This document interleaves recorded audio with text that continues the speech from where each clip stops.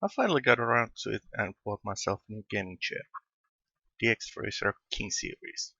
It's nice. The only problem with it was that, well, I with it really didn't fit properly under my old desk. Okay, I think at least that I'm handy enough and made some extensions for the desk legs. The chair fits now properly under my desk, but the problems kept cascading. Now my ergonomic mouse tray is way too high up for it to be usable.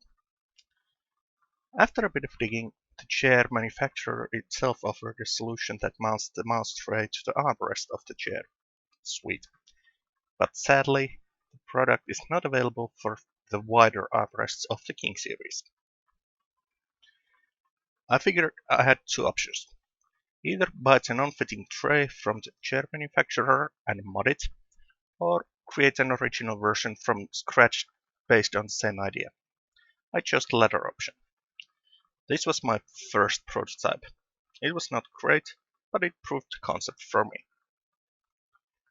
I traced a pattern for a paper template from the armrest, took measurements, and did a vector drawing of the shape I wanted for the tray. The shape was slanted to the right so that my keyboard fits well just next to the tray. I added some holes to the shape to be able to strap the tray to the armrest. I drew some raster pattern between the holes to keep the strap in place and to sink it a bit into the material. And hey, while we're making the machine to cut these, might as well make more of them. I wasn't sure about how rigid my 3mm plywood would be, so I prepared with going with multiple layers. I cut the shapes out with the laser cutter in our local fab lab. The material thickness there was limited to either 3 or 4mm with plywood, so hence the multiple cuts. The laser cut plywood pieces turned out well. The only hitch with the cutting was that I needed to run the cut a couple of times to get sufficient depth for the cuts. I chose the top piece and one of the other pieces that seemed to match the bends in the plywood the closest and glued them together. I sanded down the edges of the plywood piece, mainly because the laser cutter left them quite sooty.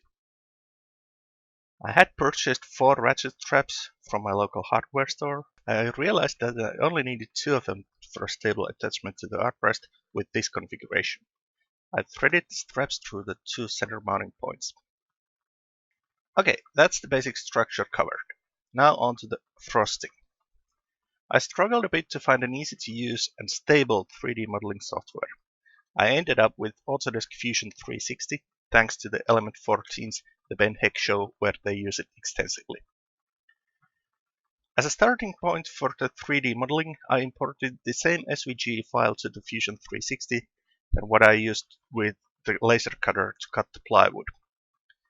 I created a sketch of the rim cross-section perpendicular to the SVG path. Then, with the sweep tool, I created the body of the rim. In order to facilitate the printing and assembly of the rim, I cut the swept shape into several sections with some staggering in each split. I added some screw mounts to the underside of the shape as well. Yeah, it really didn't go well. This is hopefully a better version of the 3D model. Somewhere along the line, some dimensions went haywire. To print the parts, I used the 3D print option in the menu. I did this individually to each part of the split body. As I don't have a 3D printer at home, I just exported the shapes to STL files. From my previous encounter with 3D printing, I'd learned that the STL meshes should be repaired so that the print quality is as good as it can be. I used Autodesk's NetFab this time too for this. So it was back to the Fab Lab and hoped that the printer would be free. Yep, the big Stratasys 3D printer was available. The parts printed out okay, and after some removal of supports, I could mock up how the assembled rim would look like. At this point, I was still quite excited about the potential results. To attach the parts of the rim to the plywood base, I used mostly superglue, but also screws to the bottom of the base to get some mechanical pressure off of the glued edges. I told you that I didn't succeed the first time, didn't I? At this point, I found out that the measurements were off and even though I was able to bend and wrangle the rim to a decent alignment with the plywood edge, the rim was just too short. But I'll get back to that in a bit. So, this is supposed to be a mouse tray, right? Well, why not build the mouse mat into the tray instead of just slapping some old mat on top of it? I bought some mouse mat basically just by the size of it. The mat needed to be big enough to have enough material to cover both the mouse area as well as the arm resting area. Okay, the price was a bit of a factor as well. I used extra pieces of plywood as templates to mark where to cut the mouse mat. The mouse mat was tricky to cut neatly due to it having a metal core. I basically just tried to do it with a box cutter, then with an X-Acto knife, and eventually just butchering it with a dull pair of scissors. But I got something reminiscent of a top cover for the plywood base. I cut the mat into 3 parts, mostly because of the dimensions of the original mat, but also to help to ease the mat over the straps. To attach the mouse mat to the base, I chose to use hot glue. It worked okay, though the straps did cause a bit of a problem to get everything leveled out. I clamped everything again with all the clamps I had and let it set for a couple of hours. In the end, it all worked alright. Well, almost at least. I just say it now, I should have stopped right there and then. I liked the finish of the mat, but it was very slippery. And when I used my mouse on it, the mouse tended to slide back and off the tray. Not good. I should have found an alternative material to use as the mat. What did I do? Yeah, I took some sandpaper and tried to increase the friction of the surface by scoring it with the sandpaper. I mean, yeah, it kinda works, but looks way worse than before. And there could have been other options to use if I just had thought about them for a second. But I didn't now, did I?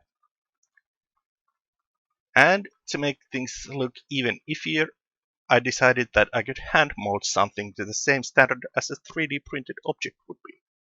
I took a packet of Sugru and covered the gap in the rim with that. It's okay, I guess.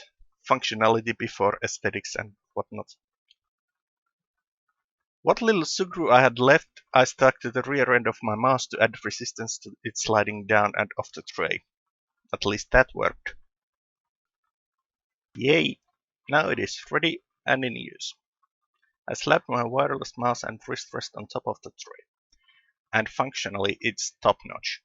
I mean, I could focus on the finish more if and when I make the next version of this, but so far it is sufficient for my purposes. In the end, was it worth it? Well, financially, not even close.